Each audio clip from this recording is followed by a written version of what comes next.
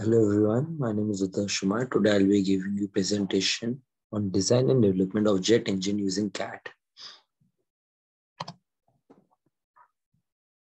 So here is the list of contents what we'll be covering during this whole presentation.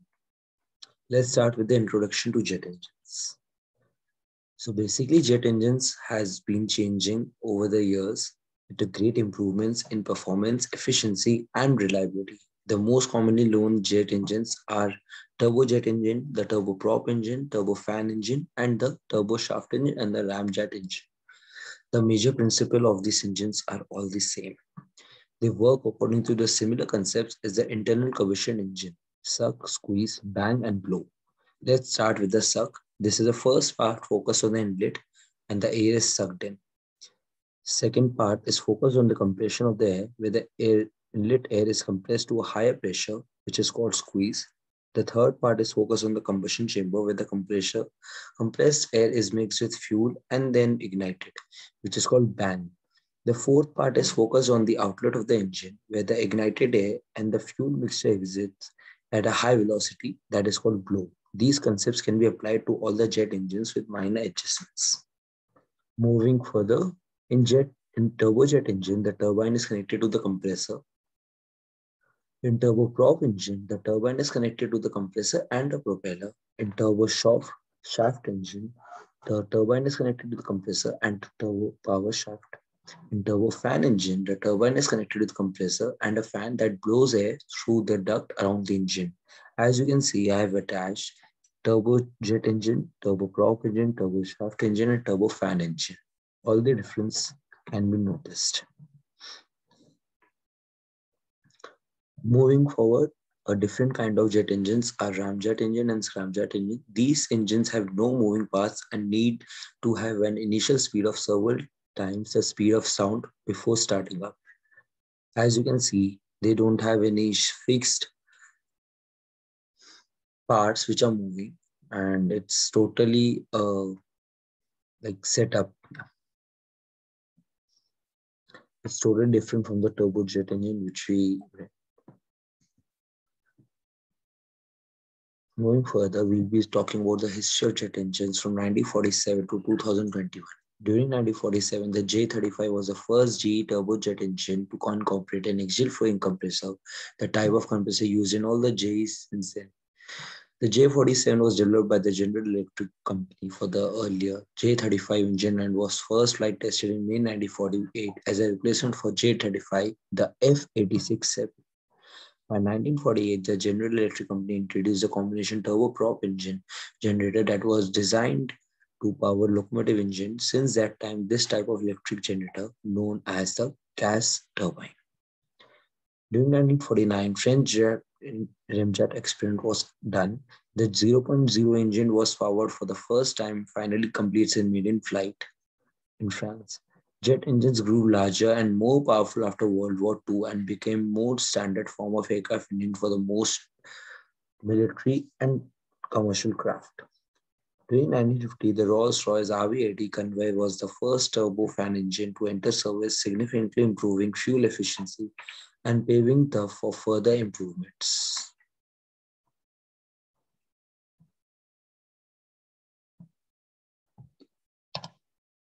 In 1953, the Pratt & Whitney aircraft J57 was officially recognized as the most powerful turbojet engine in production.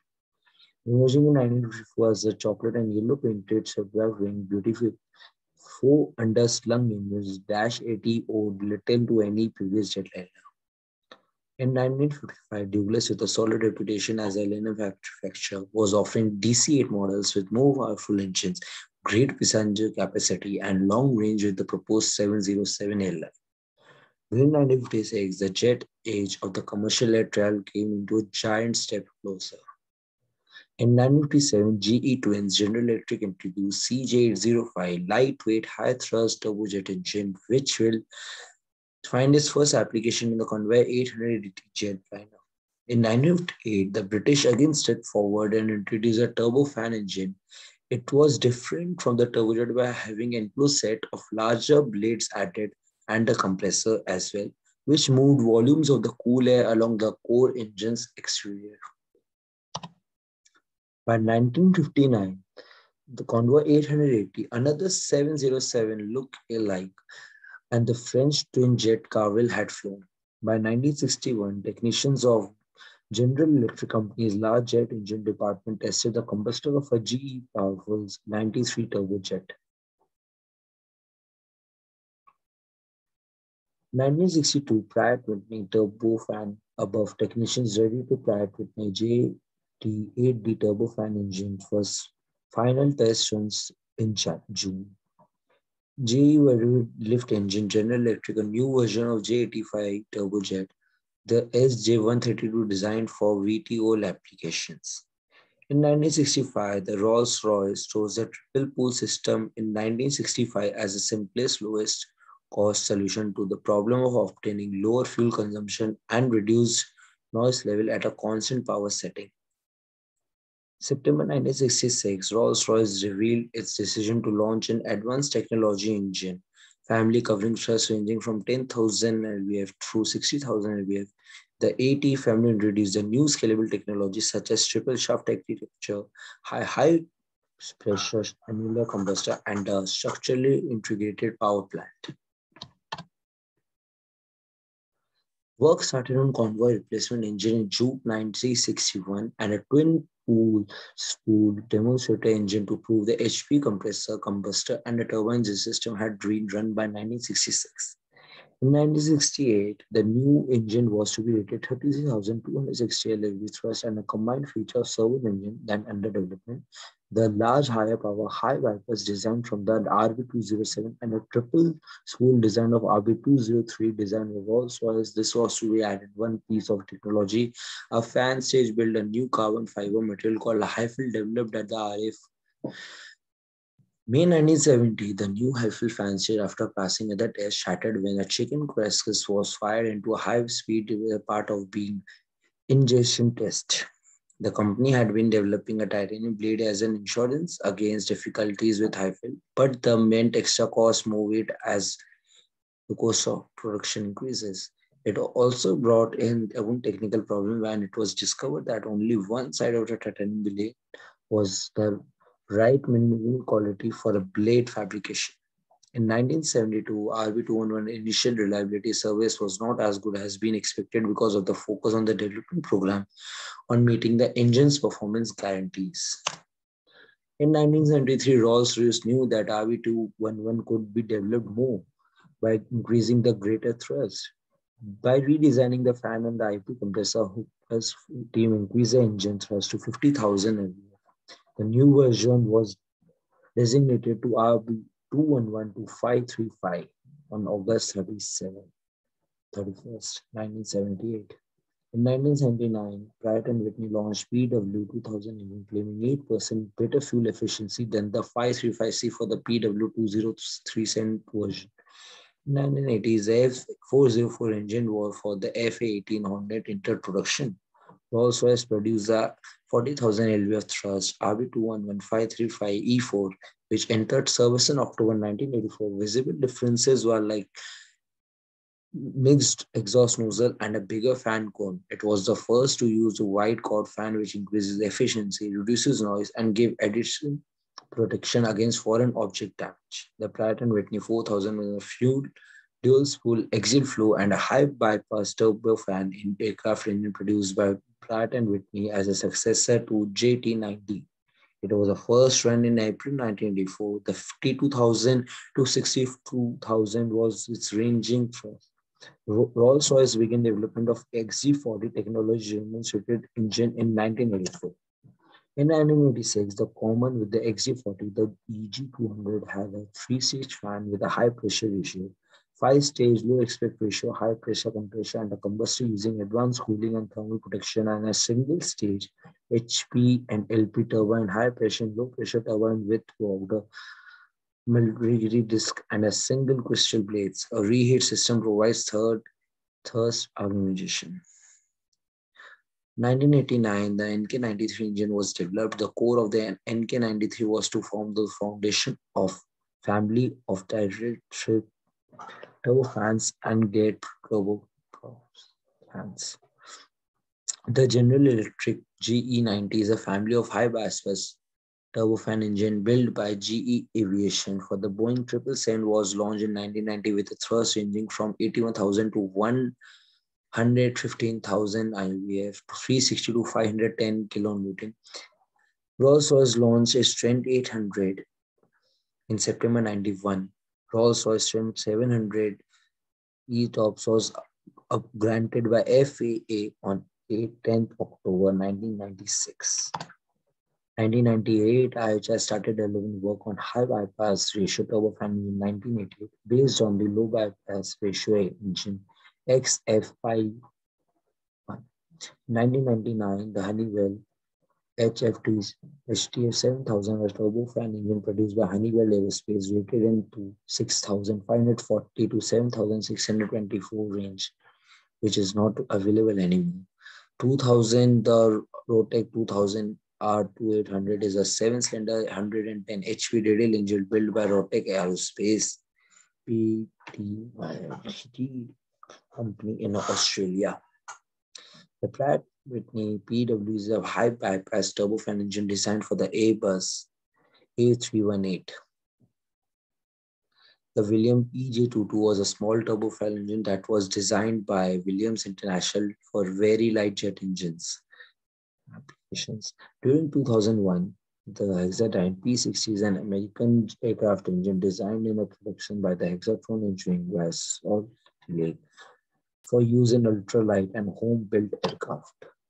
The air conditioning engine is a kit-built engine for home-built aircraft based on the Volkswagen air-cooled engine. The Aero Twin 8972T is an American aircraft engine designed and produced by Aero Twin Motors Corporation. During 2003, the Avengo Proceres AI-2222 Ukraine, AI-222 Russian, and 22225 are a family of low-bypass turbofan engines.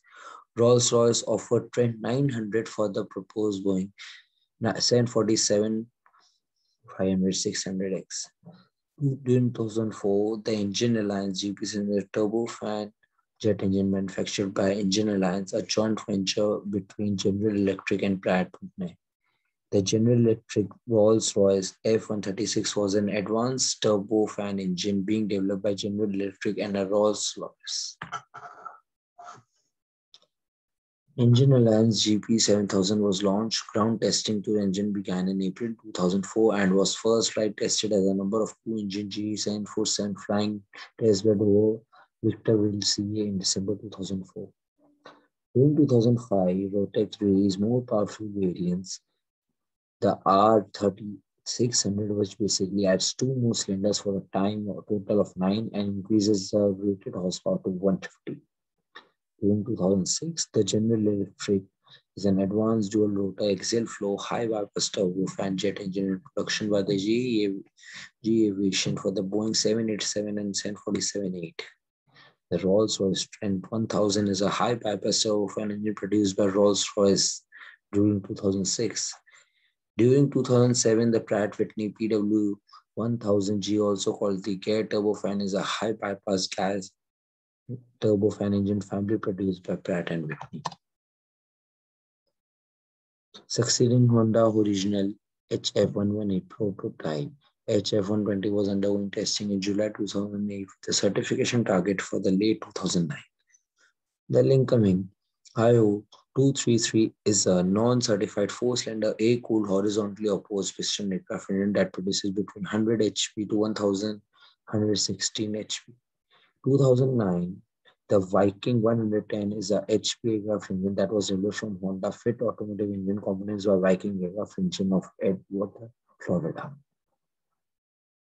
The GE on the HF120 is a small turbofan engine for light business jet market, the first engine to be produced by GE Honda Aero engines. The Pratt Whitney F135 is the afterburning turbofan developed for the Lockheed Martin Lightning, a single-engine strike fighter. The Gamut is an Australian lightweight 4-stroke 6-cylinder horizontally opposed air-cooled aircraft engine. The D-Motel F39 is a lightweight liquid-cooled side, while 4-stroke flat 6 4-liter petroleum aircraft engine. produced by D motor and Darjeeling pitch. During 2016, William FJ30 is an American family of turbojet engines intended for use in every light jet aircraft. The FJ33 is a scaled-down version of FJ44 engine. By fall of 2019, General Electric was offering engines to be developed for the 747-8 for the revised 767XF variant based on the 767-400ER. By 2020, Rolls-Royce has started manufacturing the world's largest fan blades for its ultra-fan demonstrator engine that will set new standards in efficiency and sustainability. By 2021, Rolls-Royce announced that it has delivered its 1000th Trent XB84, achieving another key milestone for the engine program. Moving forward, talking about Rolls-Royce Trent 700. So basically, Rolls-Royce 700, Trent 700, it has the lowest lifetime fuel burn, the only engine specifically designed for A330. The only A33 engine was the wide chord fan, reducing noise, and a fuel burn offering the highest thrust available of the aircraft, delivering revenue benefits, increasing more profit. Sustainably lower noise and emission than competition engines, B reliability, and longest time on wing. EP1, a fuel burn improvement package entry into services was in 2009. Trent 700 around 60% of the total market, increasing its more efficiency and reliability. Moving towards specifications, here are the specifications I have mentioned, which is it has a 3-shaft high bypass ratio, exit flow turbofan. Length is 222.inch. Diameter is 97.4. Moving towards fan, which was 2.4 centimeter. Weight is 13,580 lb, which is almost 6,160 kg. Moving towards technical data, 3-shaft turbofan thrust, which ranges from 68,000 to 72,000 lpf. Then bypass ratio, which is 5:1. Overall pressure ratio is 336:1. Fan is 26 blades, which are 97.4, which is diameter. Intermediate pressure compressor, which has 8 stages. High pressure compressor, it has 6 stages. Moving further, noise is QC2 departures. High pressure turbine, it has a single stage. Intermediate pressure turbine, it has a single stage. As well as moving forward, talking about lower pressure turbine, which has got 4 stages. Here are the cross sections. Here you can see about the Trent 700. As mentioned earlier, fan diameter and the 8 CG IEPC, as well as the 4-stage LP turbine. Moving further, Rolls-Royce Trent 800. Talking about it, the engine of choice of Boeing 777 Classic, which is the largest one, available on a thrust rating from 77,000 to 95,000 LFP. A Trent 800 package was available since September 2013, delivering fuel burn savage of up to 200,000 per aircraft per year. The Lightning engine of the 7,800 lb lighter with a GE90 5,400 lb lighter than with a PW4090 and 6,500 lb lighter than with PW4098. The Trent 800 is constantly competitive with all the reliability indicators. Moving towards its specification, it has 3-shaft high bypass turbofan engine. Its length is 4,568 millimeter, which is almost 179.8 inch. Diameter is 110 inch. Talking about its weight, its weight is almost 6,700 kg. Talking about technical data configuration, it has 3 turboshaft, bypass ratio, which is 6:2, overall pressure ratio, which is 40:7, fan length is almost 110, considering diameter. Intermediate pressure, it has 8 stages, high pressure compressor has 6 stages. Talking about noise, it has QC2 departures and QC1 arrivals. High pressure turbine, single stage. Intermediate pressure turbine, single stage. Low pressure turbine, 5 stages. Here is a cross section as mentioned earlier. All the details have been mentioned here about the fan diameter, phase, philo emission, then about its single crystal cooled IP turbine blade and a 5-staged LP turbine. Further, Rolls-Royce Trent 1000. The Rolls-Royce Trent 1000 is a high bypass turbofan engine produced by Rolls-Royce. It was first run on 14 February 2006. The ultra-efficient swept fan enables a quieter operation and optimum engine core protection. Contra rotation provides a much provided improved core efficiency and means for even lighter paths. Modulated HPA system lowers fuel burn and gives more engine performance attention. The load is designed of 3D blade compressor, delivers a more efficient system. IP power take efficiently drives the aircraft electrical system while improving engine handling and operation at low power. Heated engine sectors delivered advanced ice protection, reducing operational burden. Talking about specification, general characteristic, it is 3-shaft, high bypass ratio turbofan engine, length almost 186.5 inch, diameter which is almost 112 of its fan, drive weight weighs around 5,926 to 6,120 kg. Here is the technical data. It is a 3-shaft turbofan thrust ranging from 50,000 to 78,000. Bypass ratio, which is 10:1. Overall pressure ratio is almost 50:1. Fan 20 blades, which is almost 112 diameter. Intermediate pressure compressor, it has 8 stages. High pressure compressor, it has 6 stages. Talking about noise, it has QC 0.5 departures and 0. Same as arrivals. High pressure turbine which has single stage, intermediate pressure turbine which has single stage, low pressure turbine 6 stages. Here is a cross section which you can see for the Trent 1000. As mentioned earlier, all the details have been mentioned. Moving further, now we'll be talking more about jet engine. Let's move towards inlet. There are several different types of gas turbine engines, but all turbine engines have some parts in common, as in inlet. It is to bring free stream air into the engine. The inlet sits upstream of the compressed, and while the inlet does not work on the flow, inlet performance has a strong influence on engine net thrust. Inlets come in a variety of shapes and sizes, with the specific usually dictated by the speed of the aircraft. The air inlet is technically a part of the airframe, but it is important to the development of the thrust, included with the engine as a part of the cloth section. The air inlet duct must supply uniformly flow of air to the compressor so that it can operate stall-free. It must produce as little drag as possible. Types of inlet ducts. There are many types of inlet ducts, as in single entrance, divided entrance, subsonic, supersonic, bell mouth compressor, variable geometry, hypersonic. We'll be discussing about these inlets. Moving towards this single inlet duct.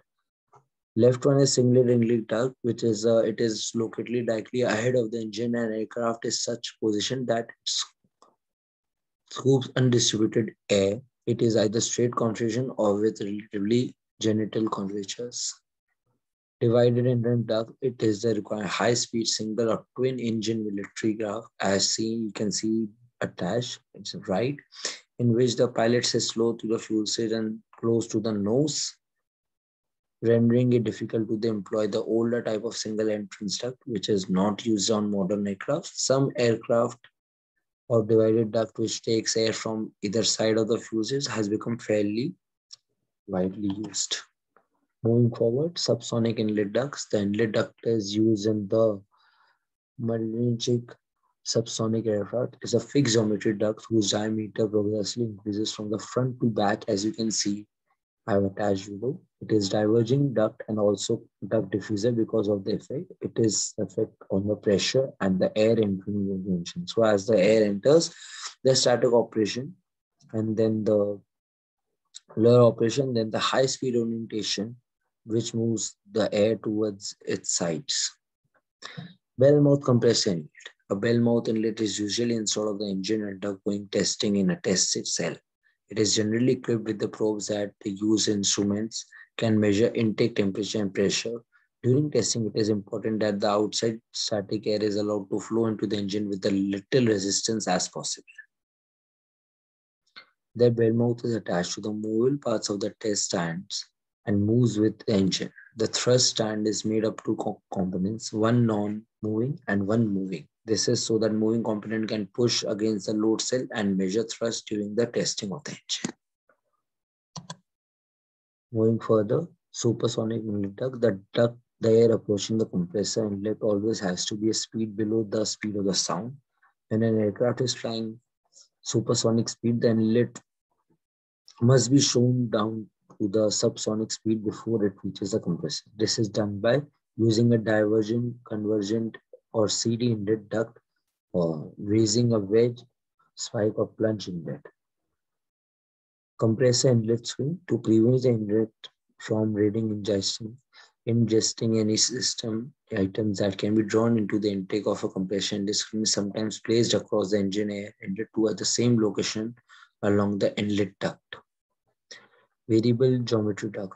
The main function of the inlet duct is to furnish the proper amount of the air to engine inlet. In a typical military aircraft uses a turbojet or low bypass turbofan engine, the maximum airflow requirements are such that Mach number of the airflow directly ahead of the phase as the engine is less than Mach 1.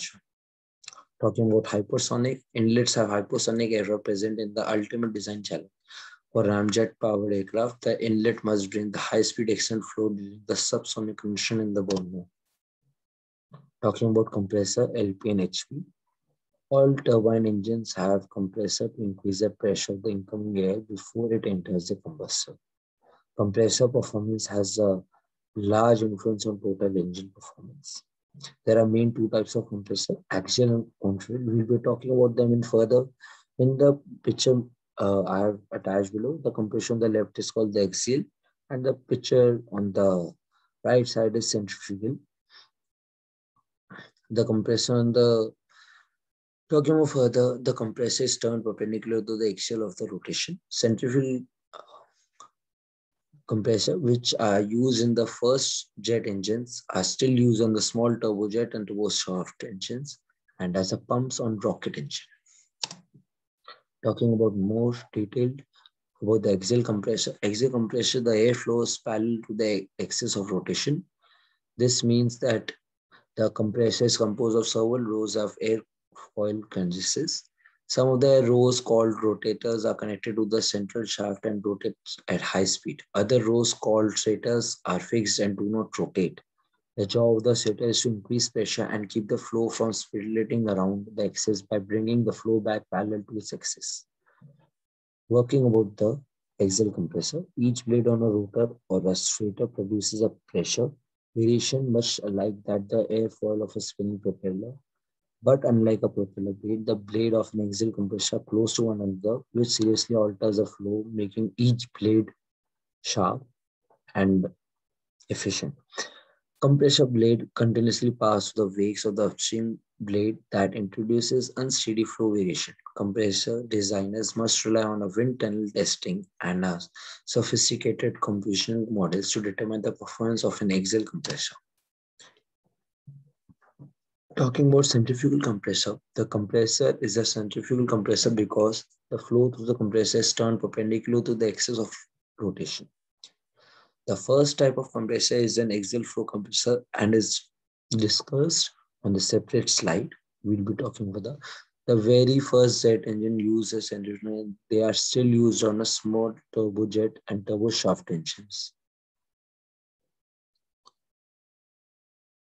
Working about centrifugal compressor, each blade on the compressor produces a pressure variation much like the spinning propeller, but unlike a propeller blade, the blades of the centrifugal are close to one another, which seriously alters the flow between the blades, making it more efficient. Centrifugal compressor are also doing work on the flow by turning and therefore accelerating the flow radically.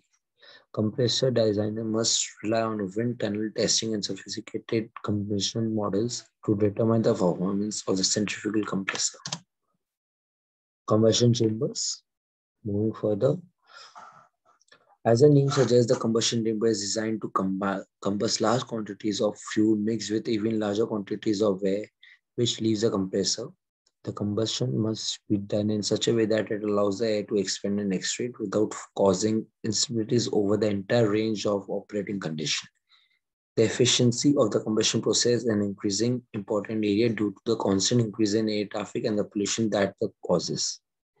Over the last couple of decades, the price of the jet fuel has also very significantly to develop learner combustion and lower specific fuel consumption. As the fuel is already increasing, consumption is increases due to the pollution we have caught recently. The prices have also increased. Moving further, talking about the process, compressed air enters into the chamber with a typical speed of almost 150 meters per second, which in fact too high for the effective combustion. The first step is to slow down the stream of the compressed air, and then it increases the static pressure. Increasing the static pressure due to the flame speed of jet fuel, a reduced flow velocity of even 800 feet per second would extinguish any flame. Hence, the need for a combustion region with an air flowing at much lower exit flow so that the combustion is sustained over a wide range of separating conditions. Initiating combustion is usually achieved using spark plugs at startups as we normally know this. Once the air is flowing through the core and the temperature rises, automatically the plugs start up and no longer required after that once it's started. Combustion chamber design can vary greatly from one engine to next in number of ways such that the view is injected, how cooling is realized, and how flow is managed. There are many types, even we'll talk about them. It's like multiple chamber, the turbo-annular, the annular combustion chamber, can type, and the silo type. It is worth nothing that the majority of the modern jet engine, including high-power passenger engine, have annular combustion chambers. Talking about multiple chamber combustion chamber, the multiple chamber design can be found in jet engines with a centrifugal compressor and an old axial compressor. It is effectively an improved version of Frank-Whittle combustion chamber that featured reverse flow, which however led to inconsiderable pressure loss. Talking about turbo-annular, which is the most used, individual flames turbines are initially spaced around an annular casing. It uses the reverse flow arrangement, which allows a significant reduction in the overall length of the compressor turbine shaft and also permits easy access to the fuel nozzles and combustion cans for the maintenance. I have attached the images below of the both chambers. Moving further, talking about annual combustion chamber. The annual combustion consists of single ring-shaped chamber. It is inner and outer casing. Due to the connectivity of the flow around the rings, flame propagation takes place with more ease. The more advantage of an annular combustion is that for the same given power requirement, it can take up as low as 75% of the space required for the turbo-annular combustion chamber. Talking about tubular can, the earlier aircraft engine made use of the can, as now it's rarely used, leaving the compressor split into a number of separate streams, each supplying a separate chamber, which increases its cost. These chambers are spaced on the shaft connecting the compression point, each chamber having its own fuel jet from a common supply line.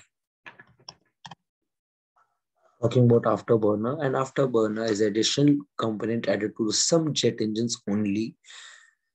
Its purpose is to provide temporary increase in the thrust, which is mostly used in military supersonic aircraft, both for the takeoff as well as the high wing loading. Typical of supersonic aircraft design means takeoff speed is very high. Talking about turbine system. Turbine system is configured and programmed to operate two shafts independently and simultaneously. Most newer two-shaft design heavy-duty gas turbine have variable nozzle section upstream of LP turbine and HP turbine as well. But the basic control philosophy of the JE two-shaft duty gas turbine controls presumes that is very little interaction and it eventually works well. HV and LV refers to the high pressure and low pressure shafts and speeds. The pressure are relatively pressure, one turbine operating at a high pressure than another, which is called the lower pressure. So that means there are the two sections.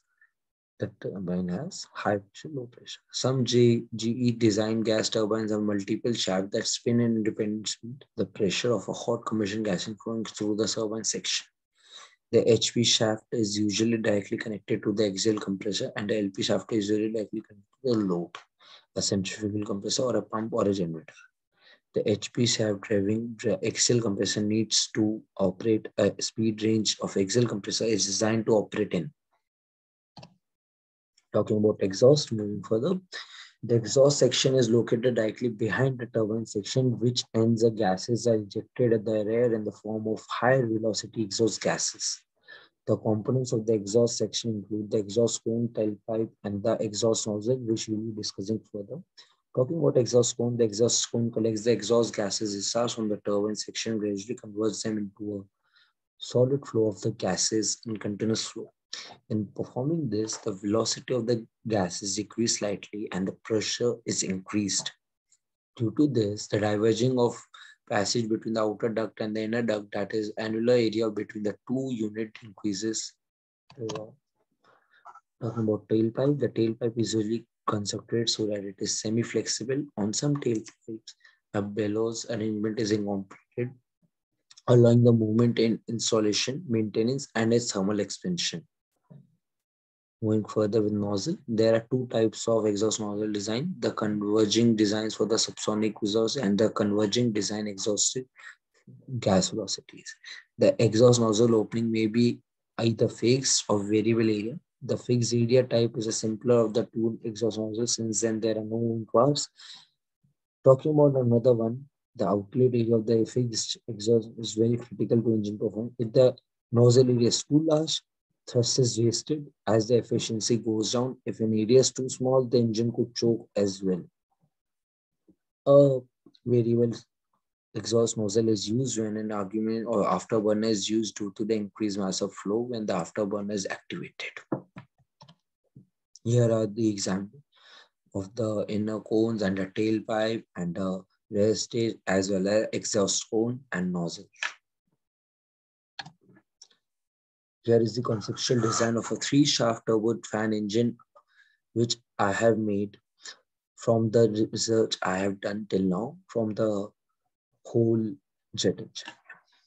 Talking about methodology, the aim is to shrink the core. It increases what's known by the bypass ratio of the engine, meaning the fuel burn rate is only slightly changed by the addition of the larger inlet fan. Therefore, the engine generates more thrust for roughly the same fuel burn, making it more efficient. I have attached how the jet engine will work, the process. Talking about it, the incoming air is captured by the engine. All the process will be same.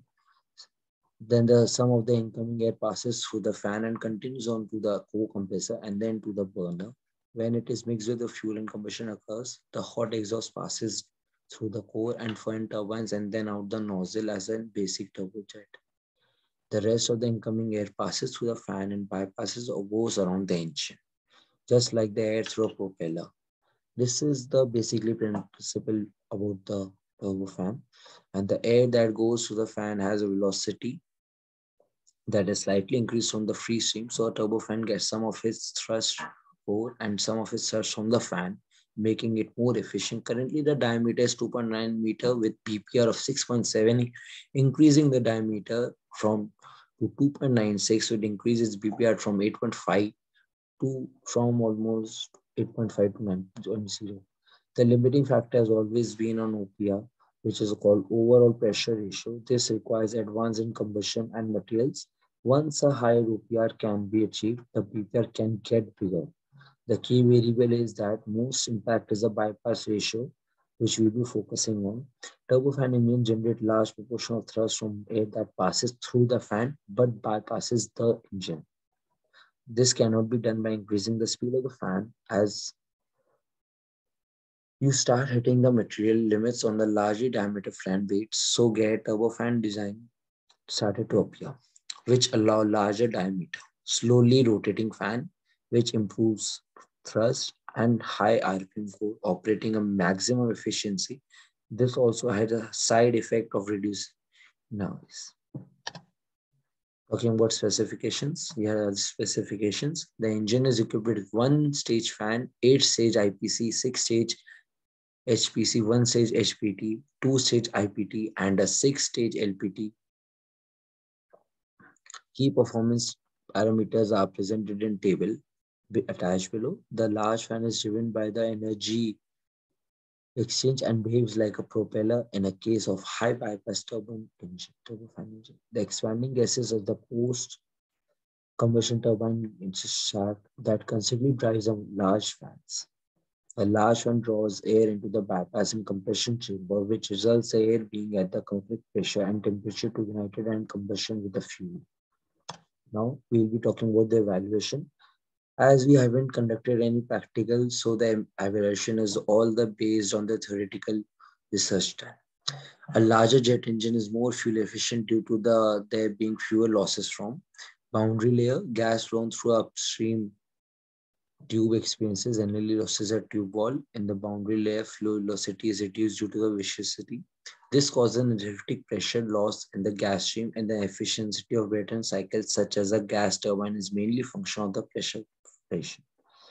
Fractional bearing losses. The tip of both turbine and compressor are limited by compressibility force. A linear speed limit translates to a lower rotational velocity when longer blades are involved, which implies lower frictional losses in the rotational bearing. Tip loss at the compressor and turbine blade tips. There is an end loss effect similar to that at the wing and rotator blade tips, increasing the stream tube of a gas turbine engine. The tips have a small gap between the blade and wall tube wall. The smaller, lower the effective losses. The three losses factors have a certain absolute magnitude proportional to the gas flow maximum. When they become smaller as the gas flow volume becomes larger, and lower loss means higher fuel efficiency, making it more efficient. Thank you so much. I would like to end my presentation here.